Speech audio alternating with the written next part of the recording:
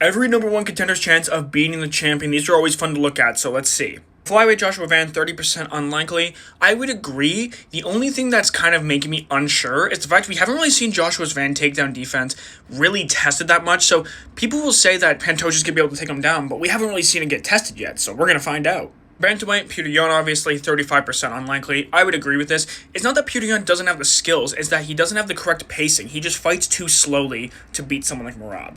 Featherweight, you put Mofsar, of course. Close, unlikely. I don't think he wins. I think 45% is a bit too generous. I'd probably say more like 40. If Volk was able to handle Islam, he's absolutely going to be able to handle Evloev. Or an alternative pick, Lerone Murphy. I would say that Lerone Murphy might have a better chance of beating him than Mofsar would, but that's just because of the styles. I think that Lerone Murphy's definitely a much better striker, and the grappling doesn't pose much of a threat, but I think anybody with that ability to knock out their opponent in a flash could absolutely knock out Volkanovski.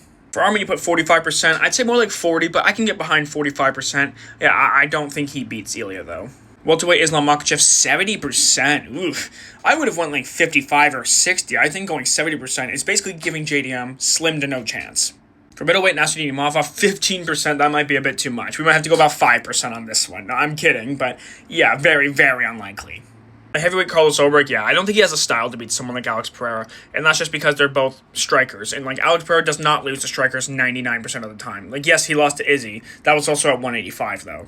For an alternative pick, Yuri Prochazka. Yuri's got to be Yuri in order to beat someone like Alex. Like, he's got to mix in the grappling as well, though. But he's got to go forward, constant pressure, not giving Alex time to breathe. The times that Alex Pereira was catching Yuri was when Yuri was sitting right in front of him at range, allowing Alex to pick him off. When he was pressuring, he was actually having a lot more success.